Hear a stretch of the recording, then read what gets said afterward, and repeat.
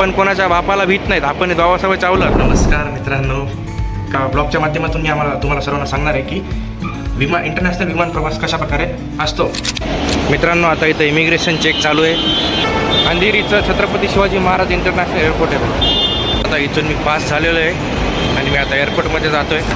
मित्रांनो, जेव्हा कधी पण आपण एअरपोर्टचा विमानाने प्रवास करतो तेव्हा आपल्याला जेव्हा तिकिटावर जेवढं वजन अलाउड असते तेवढंच वजन नेहमी आपल्याला घेऊन जावं लागते. जर हे बॅगेजचं कलेक्शन आहे, इकडं लगेच आपल्याला इथं द्यावं लागते. छोटीशी बॅग जी असते आपली पाठीवर अडकवायची तीच घेऊन जायची असते. तर मित्रांनो, या ठिकाणी आता मी बॅगेज कलेक्शनसाठी आलो आहे. आता माझ्या बॅगेचं वजन होईल आणि 35 किलो मला अलाउड आहे. 35 किलोच्या वर जर झालं तर मला बॅगेमधून सामान काढावं लागेल. तर मित्रांनो, आता फायनली माझा नंबर आलेला आहे बॅगेज कलेक्शनसाठी आणि इकडे बॅग कलेक्शन चालू आहे. तर हे माझं बोर्डिंग पास आहे मित्रांनो. हे आहे मनी एक्सचेंजचं काउंटर. इंडियन करन्सी द्यावी लागेल, तुमचं पॅन कार्ड आणि पासपोर्ट द्यावा लागेल. ते तुम्हाला त्या देशाच्या रेटनुसार तुम्हाला ते करन्सी देऊन टाकते. पैसे डॉलर्स, रियाल किंवा दिनार किंवा केडी काय वाटतं या ठिकाणी जवळपास मला 1 तास लागेल. तर मित्रांनो, ही जे चेकिंग आहे हे खूप इम्पॉर्टंट आहे. जय भीम, जय भीम. हे बघा मित्रांनो, आपला भाऊ भेटला. जय भीम मला. नमस्कार मित्रांनो, कसे आहेत आपण सर्वजण. अपेक्षा करतो की आपण सर्वजण ठीक असाल. तर मित्रांनो, मी हा ब्लॉग सुरू करतो आहे मुंबई अंधेरी येथून. आपल्या सर्वांना माहीतच असेल की मी मागील काही दिवसांपासून सौदी अरेबियाहून सुट्टीला आलेलो होतो. आज फायनली 3 फेब्रुवारी आहे आणि आज माझी सौदीसाठी रिटर्न फ्लाईट आहे. तर त्यासाठी मी 1 तारखेलाच मुंबईला आलो होतो. तर मुंबईच्या हॉटेलमध्ये मी आता थांबलेलो आहे आणि आज रात्री 9:30 वाजता माझी सौदी अरेबियासाठी फ्लाईट आहे. तर मित्रांनो, या ब्लॉगच्या माध्यमातून मी तुम्हाला सर्वांना सांगणार आहे की इंटरनॅशनल विमान प्रवास कशा प्रकारे असतो आणि इंटरनॅशनल विमान प्रवास कसा केला जातो ते मी तुम्हाला या व्हिडिओच्या माध्यमातून दाखवणार आहे. तर मित्रांनो, ब्लॉग शेवटपर्यंत बघा आणि लाईक करा, शेअर करा, सबस्क्राईब करा. आता माझ्या हॉटेलमधून चेकआउट करायचा टाईम झालेला आहे. तर आता मी चेकआउट करून आम्ही माझ्या इथल्या जे युशो कॉर्पोरेशन ऑफिस आहे त्या ऑफिसला जाणार आहे आणि मग तिथून एअरपोर्टकडे जाणार आहे. तर आता बाहेर जाऊन ओला बुक करूया आणि जाऊया ऑफिसला. तर मित्रांनो, आता उबर ऑटो बुक केला आहे आणि मी चाललो आहे माझ्या ऑफिसकडे.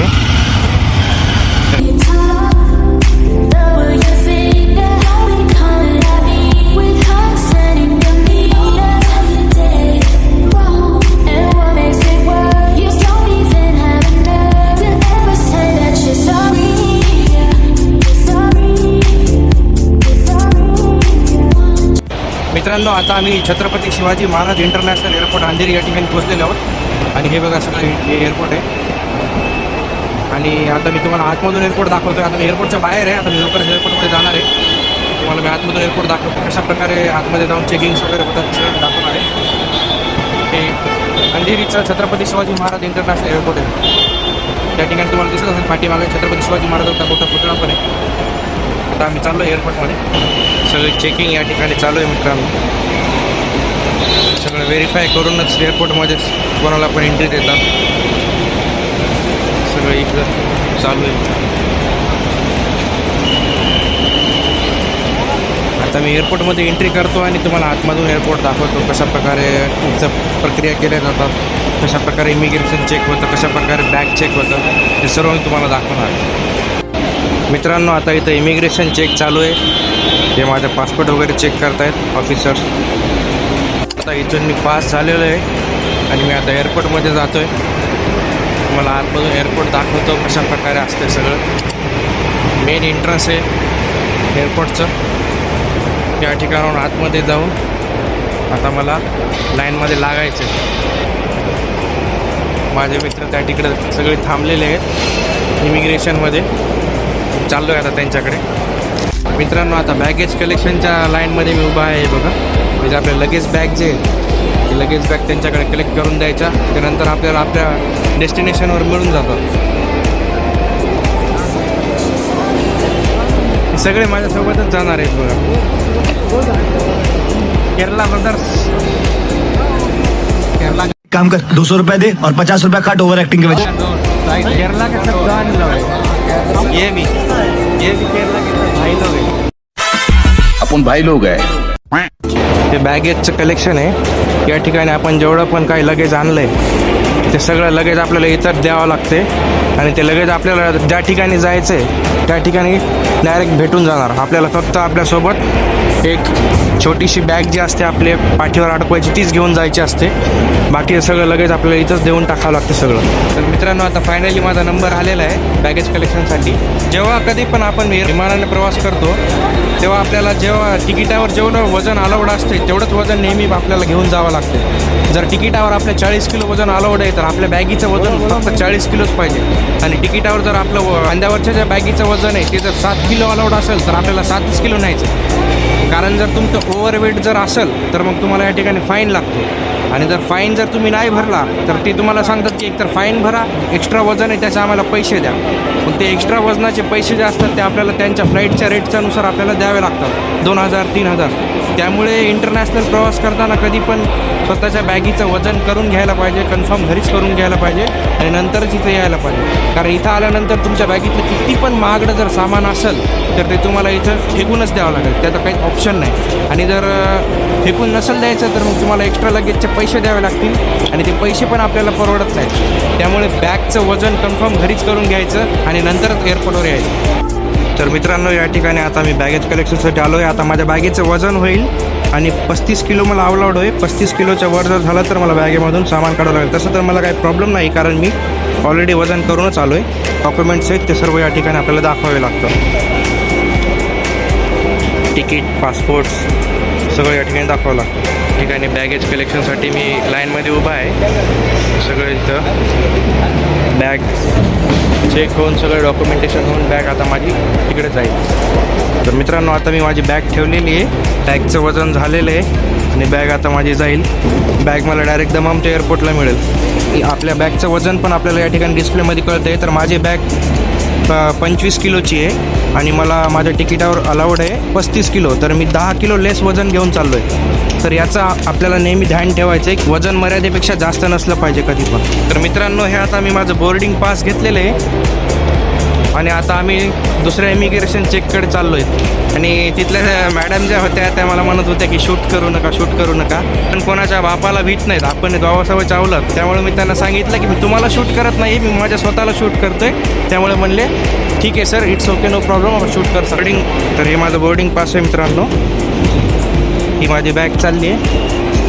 एअरपोर्टवर जेव्हा तुम्ही असाल तेव्हा तुम्हाला काही घाबरायची गरज नाही कारण तुम्हाला गाईड करण्यासाठी इथे मराठी, हिंदी, इंग्लिश अशा प्रत्येक लँग्वेजमध्ये तुम्हाला गाईड करण्यासाठी लोक भेटतील. त्याच्यामुळं तुम्ही कधीही जर पहिल्यांदा प्रवास करत असाल तर नंतर घाबरून जात असाल तर घाबरण्याचं काही कारण नाही आहे की तुम्हाला मदत काही कळणार नाही, काही नाही. सगळं या ठिकाणी डिस्प्लेवर दिसतंय. त्यानंतर तुम्हाला जागोजागी एअरपोर्टचे कर्मचारी ते गायडन्स पण करतात. तर मित्रांनो, हे आहे मनी एक्सचेंजचं काउंटर. मनी एक्सचेंज म्हणजे काय, तर तुम्ही ज्या देशामध्ये चाललात त्या देशाकडची करन्सी जर तुम्हाला पाहिजे असेल तर इथं तुम्हाला तुमची इंडियन करन्सी द्यावी लागेल आणि इंडियन करन्सी देऊन तुम्हाला तुमचं पॅन कार्ड आणि पासपोर्ट द्यावा लागेल. मनी एक्सचेंजवाल्यांकडे तुम्ही जेवढी इंडियन करन्सी देसाल त्यानुसार ते बाहेर देशामध्ये ज्या करन्सीचा जे रेट आहे त्यानुसार ते ठरवतील आणि तुम्हाला त्या देशातले पैसे डॉलर्स, रियाल किंवा दिनार किंवा केडी ते तुम्हाला त्या देशाच्या रेटनुसार तुम्हाला ते करन्सी देऊन टाकते. तर मनी एक्सचेंजचं इथं ऑप्शन असते आपल्याकडं, आपण घेऊ शकतो किंवा मग आपण डायरेक्ट ज्या देशामध्ये आपण चाललो त्या ठिकाणी जाऊनही मनी एक्सचेंज करू शकतो. कारण या ठिकाणी आपलं बोर्डिंग पास स्कॅन करून इथे पण एक चेक असते. त्या ठिकाणी बोर्डिंग पास आपला स्कॅन करून आपल्याला ते गेट खुलते. ते गेट खुलल्यानंतर आपण समोरच्या स्टेजला जाऊ शकतो. आता या ठिकाणची जी स्टेज आहे त्या ठिकाणी मी तुम्हाला दाखवतो. त्या ठिकाणी पण तुम्हाला बऱ्याचशा गोष्टी चेक कराव्या लागतात. तुम्ही बॅगेमध्ये काय नेत आहेत, इलेक्ट्रॉनिक्स आयटम आहेत, मोबाईल, चार्जर, ते सर्व तुम्हाला काढावं लागेल. तर मी तुम्हाला दाखवतो ते कशा प्रकारे चेक होतं आहे. खूप मोठी लाईन आहे या ठिकाणी. मला वाटतं या ठिकाणी जवळपास मला 1 तास लागेल.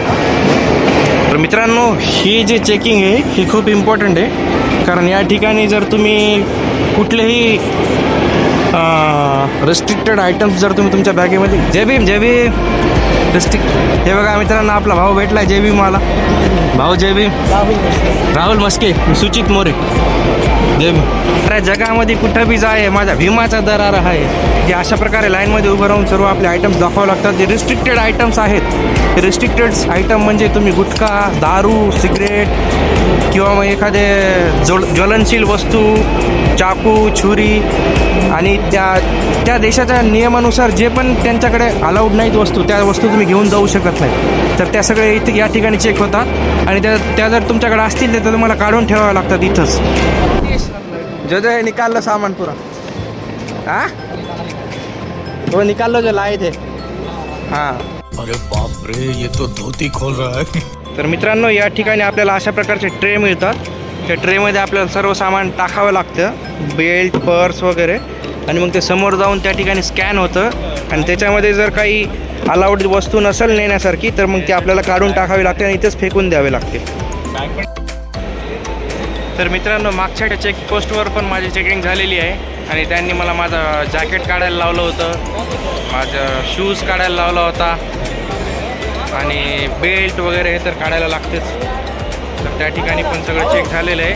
आता आम्ही पुढच्या ठिकाणी चाललो आहे.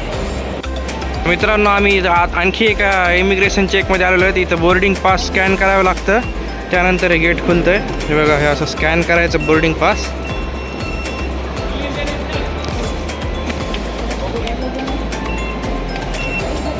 आणि हे या प्रकारे गेट खुलतं आहे, त्यानंतर आपण आतमध्ये जाऊ शकतो. तर मित्रांनो, हे लोक बघा, हे हज करण्यासाठी जात आहेत बघा. हे व्हाईट कपड्यावर तुम्हाला जितके लोक दिसत आहेत ते सौदी अरेबियाला हज करायला चाललेत. तर मित्रांनो, आम्ही आता एअरपोर्टच्या फायनल चेकपोस्टजवळ पोचलेलो आहेत. हे जे आहेत हे काउंटर्स आहेत. या ठिकाणी तुमचं डोळे वगैरे स्कॅन होतात, फिंगरप्रिंट स्कॅन होतात, त्यानंतर तुमचा पासपोर्ट आणि तुमचे सगळे डॉक्युमेंट्स डिटेल्स सगळे ओरिजिनल आहेत का नाही, जेन्युइन आहेत का नाही, ते सगळं चेक होते. आणि यानंतर तुमची मेन एअरपोर्टमध्ये एंट्री होते. हे जे सगळे जे काउंटर्स दिसत आहेत याच्या पलीकडे तुम्ही डायरेक्ट मग डायरेक्ट तुम्ही फ्लाईटमध्ये जाऊन बसणार. इथपर्यंत सगळे तुमच्या इन्क्वायरीज होणार, इथपर्यंत सगळं तुमचं चेक होणार आणि याच्या पलीकडे तुम्ही गेल्यानंतर तुम्ही फ्री झाले. आता या काउंटरवर मित्रांनो आमचं तिकीट आणि विजा चेक होतं आहे आणि या काउंटरनंतर आता आम्ही डायरेक्ट एअरपोर्टमध्ये एंट्री मारणार आहे. चला, माझे मित्र तिकडे थांबले समोर जाऊ. तर मित्रांनो, तुम्ही ह्या प्रक्रिया ज्या बघितल्यात ना, हे एअरपोर्टमध्ये आपल्याला अगोदर 2-3 तास अगोदर जाण्याचं कारणच हे असते की ह्या ज्या प्रक्रिया असतात ह्या सगळ्या प्रक्रिया पूर्ण होण्यासाठी कमीत कमी 2 ते 3 तासाचा वेळ लागतो. त्यामुळे कधी पण प्रवास करताना आपल्याला एअरपोर्टमध्ये 2 ते 3 तास अगोदरच यावं लागते, कारण प्रवासी एवढे असतात आणि गर्दी खूप असते. त्यामुळे प्रत्येक प्रवासाची एक गोष्ट यांना तपासायची असते. त्यामुळं हे इमिग्रेशन चेकिंगसाठी आपल्याला एअरपोर्टमध्ये अगोदरच बोलवतात, कारण ह्या प्रक्रिया झाल्याशिवाय आपण फ्लाईटमध्ये बसू शकत नाही. त्याच्यामुळे कधी पण विमानामध्ये जायचं असेल इंटरनॅशनल तर आपल्याला 2-3 तास, किमान 3 तास अगोदर आपल्याला एअरपोर्टमध्ये यावं लागतं. मित्रांनो, आता सगळ्या गोष्टी झालेल्या आहेत. आता आम्ही चाललो आहे आता आमच्या ज्या गेट नंबरवर आमचं विमान येणार आहे सौदी अरेबियाचं, त्या ठिकाणी आम्ही चाललो आहेत. आता त्या ठिकाणी डिस्प्ले लागलेले असतात. त्या डिस्प्लेमध्ये तुम्ही तुमचा फ्लाईट नंबर शोधायचा असतं आणि फ्लाईट नंबर शोधून, गेट नंबर शोधून तुम्ही तुमच्या गेटवर जाऊन बसायचं असतं अरायवलमध्ये. हे बघा मित्रांनो, या ठिकाणी सर्वात पहिले सॅमसंगचं शोरूम आहे. त्यानंतर इथं चिवास, रिगल वगैरे, कोणाला अल्कोहोल, दारूचा वगैरे शौक असेल त्यासाठी या ठिकाणी पण आहे. त्या ठिकाणी शॅनेलचा स्प्रेचा शोरूम आहे. या ठिकाणी सर्व अल्कोहोल्सच्या बॉटल्स आहेत. तिकडं बेकरी, रेस्टॉरंट, मॅकडॉनल्ड्स, जे पाहिजे ते सगळं आपल्याला एअरपोर्टमध्ये भेटून. एअरपोर्टवर चालून थकलो की या ठिकाणी अशा प्रकारचे हे असतात, स्लायडर्स असतात. त्या ठिकाणी आपण उभं राहून थोडा पायाला आराम देऊ शकतो, कारण एअरपोर्टमध्ये एवढं लांब सर्व गोष्टी असतात तर उभं राहून आपले पाय दुखतात. त्यामुळे आणि आपल्याजवळ हेवी लगेज पण असते, कोणाजवळ बॅग वगैरे असतात, म्हातारे वगैरे असतात, त्यांच्यासाठी हे चांगलं आहे. हे बघा मित्रांनो, आता मी एअरपोर्टमध्ये तुम्हाला फिरून काही गोष्टी दाखवण्याचा प्रयत्न करतो. एअरपोर्टमध्ये काय काय मिळते, आणि त्याचे किती किती प्राइजेस असतात हे तुम्हाला दाखवण्याचा प्रयत्न करतो बघा. मित्रांनो, एअरपोर्टमध्ये तुम्हाला जी नाही ती जी हवी असेल ती वस्तू, सगळ्या वस्तू मिळतात. त्यामध्ये खेळणे असो किंवा मग खाण्यापिण्याच्या वस्तू असो, मोबाईल, चार्जर, सोनं नाणं, जे वस्तू पाहिजे ते सगळे तुम्हाला या ठिकाणी मिळते. फॉर एक्झाम्पल आता मी तुम्हाला एक दाखवतो उदाहरण. हे कानातले आहेत बघा, 2690 रुपयाचे हे कानातले प्राईज आहे, झुमका. आणि जेव्हा बिल करायला जासाल तेव्हा तुम्हाला तिथं 18% GST पण लागेल. हे बघा अशा प्रकारचे शो पीस, देवांच्या मूर्त्या, अशा प्रकारच्या सगळ्या वस्तू तुम्हाला या ठिकाणी भेटून जातात. चिप्स, या ठिकाणी KFCचं पण आउटलेट असते आणि जेवढे पण फूड चेन आहेत त्या सर्वांचे आउटलेट तुम्हाला या ठिकाणी मिळतील. मित्रांनो, थोड्याच वेळात आता आमचं फ्लाईटमध्ये बोर्डिंग होणार आहे आणि आमच्या फ्लाईटची अनाऊन्समेंट झाली आहे की बोर्डिंग सुरू झालं आहे म्हणून. मित्रांनो, आम्ही या फ्लाईटमध्ये टोटल 25 जण जाणार आहेत. तर आम्ही आता सगळेजण लाईनमध्ये लागलो आहे. मित्रांनो, हा रस्ता आहे जो डायरेक्ट फ्लाईटकडे जातो आहे. तर आता या ठिकाणी आम्ही बोर्डिंग पास स्कॅन करून, थँक्यू सर, फ्लाईटमध्ये बसण्यासाठी आम्ही जातो आहे आता.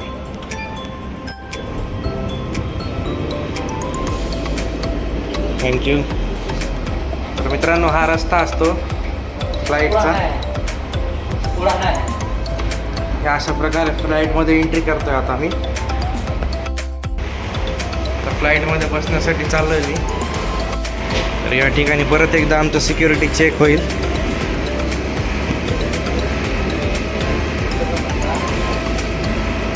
थँक्यू. तर मित्रांनो, फायनली आता आम्ही फ्लाईटमध्ये बसायला चाललो आहे. हे बघा, हे पायलट आहेत, तुम्हाला दिसत असतील बघा, हे पायलट फ्लाईटचे आमच्या. आता परत एकदा फायनली बोर्डिंग फ्लाईटमध्ये होताना एकदा परत चेक होईल. Hello sir, thank you. हे बघा मित्रांनो, हे फ्लाईट आहे. एअर हॉस्टेस तुम्ही बघितले असतील, खूप सुंदर होते ॲज युजल. हे बघा एअर हॉस्टेस किती सुंदर आहे. क्या माल है यार. Hello ma'am, thank you. 32 window side. Yes ma'am, thank you. अशा प्रकारच्या सीट असतात, हे हेडफोन्स असतात, त्याच्यामध्ये तुम्ही गाणे ऐकू शकता. हे लगेज असते, याच्यामध्ये तुम्ही तुमचं लगेज ठेवू शकता. चलो भाई चलो. 32A हे तुमचं. हे बघा, हे असे नंबर्स असतात, 29, 30, 31 आणि हे 32.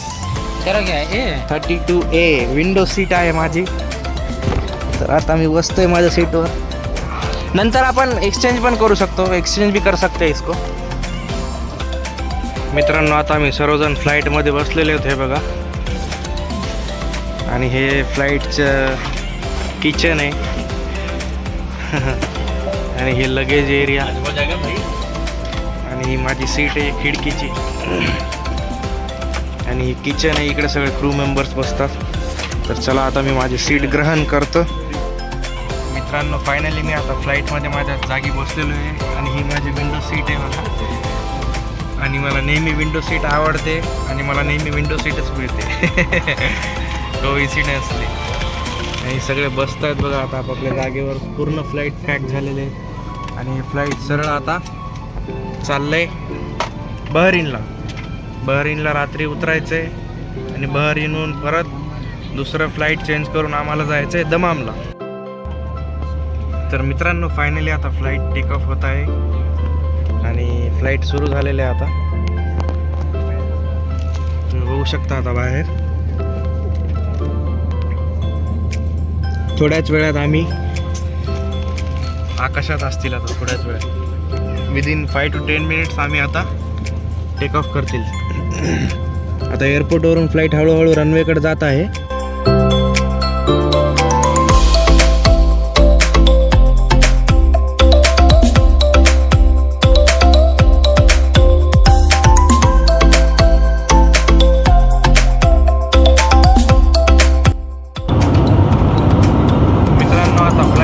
ऑफ झालं आहे आणि फ्लाईट जे आहे ते एकदम आकाशामध्ये स्टेबल झाले. आणि जेव्हा फ्लाईट आकाशामध्ये जाते तेव्हा एकदम आपल्याला घरच्या सोफ्यावर बसल्यासारखं फील होते.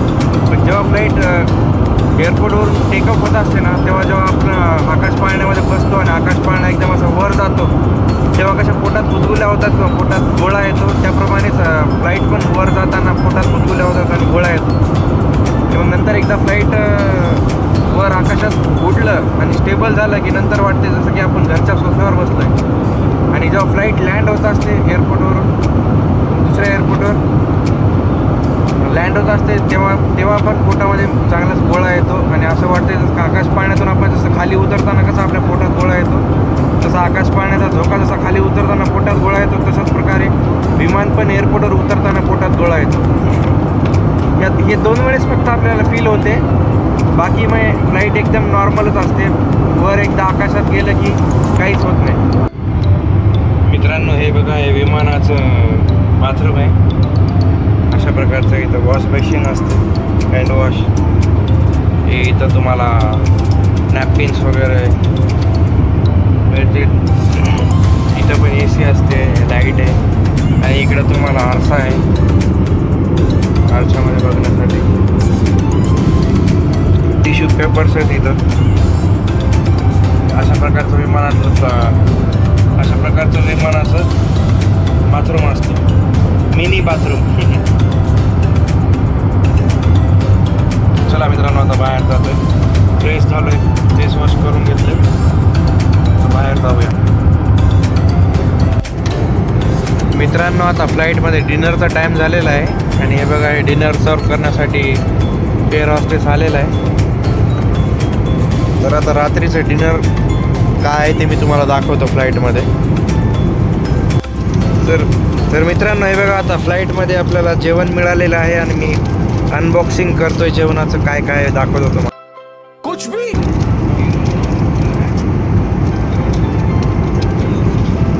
तर हे बघा मित्रांनो, हे आहे पनीर, त्यानंतर बासमती राईस, त्यानंतर डाळ. हे मित्रांनो पाणी आहे पिण्याचं, 100 ml. हे कप आहे, त्या कपमध्ये आपण पाणी काढून पिऊ शकतो. हे एक बर्गर आहे. हे बिस्किट आहे मित्रांनो आणि हे त्या बर्गरला लावून खाण्यासाठी बटर पण आहे. मित्रांनो, तुम्हाला आता या राईस आणि डाळीचा टेस्ट कसा आहे ते सांगतो.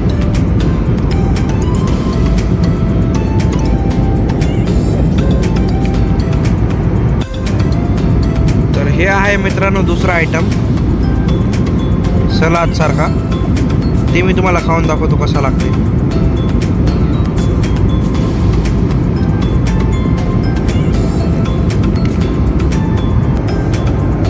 सलाद पण मित्रांनो गोडच आहे आणि त्यामध्ये चटणीचे मिरचीचे पीस पण आहेत. त्यामुळे जर मिरचीचे पीस आपण चावलं तर तिखट फ्लेवर येते आणि प्रचंड थंड आयटम आहे.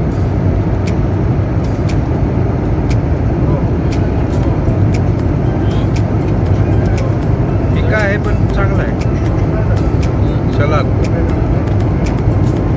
मित्रांनो, आता हे बिस्किट घेतले आणि बिस्किट ट्राय करूया कसं आहे. इथं पाकिटामध्ये बिस्किट होतं, हे ट्राय करूया कसं आहे.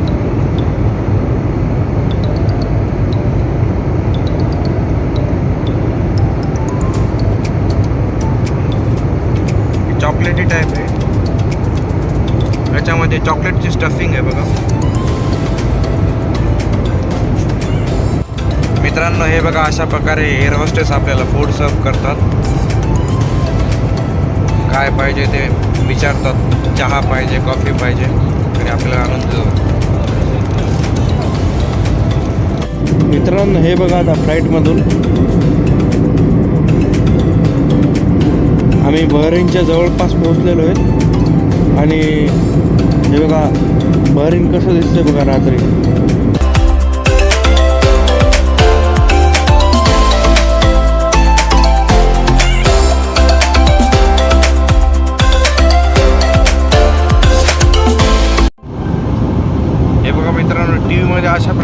दाखवते की फ्लाईट आता कुठं आहे आणि कुठं लँड होणार आहे.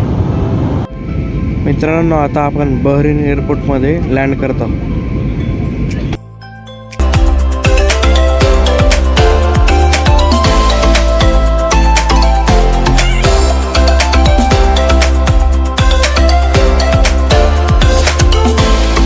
मित्रांनो, आता आम्ही बहरीनच्या एअरपोर्टमध्ये लँड झालेलो आहे आणि आता बहरीनच्या एअरपोर्टवर आम्ही लवकरच उतरणार आहे. तर मित्रांनो, फ्लाईट आता बहरीनच्या एअरपोर्टला पोहोचलेली आहे आणि आता आम्ही बहरीनच्या एअरपोर्टवर चाललेलो आहे. फ्लाईटमधून बाहेर निघतोय. तर हे बघा मित्रांनो, अशा प्रकारे आता आम्ही बहरीनच्या एअरपोर्टमध्ये जातोय.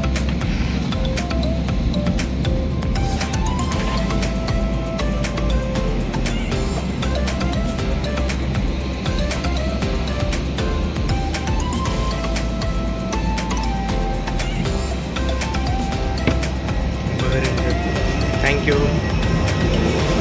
Air hostess.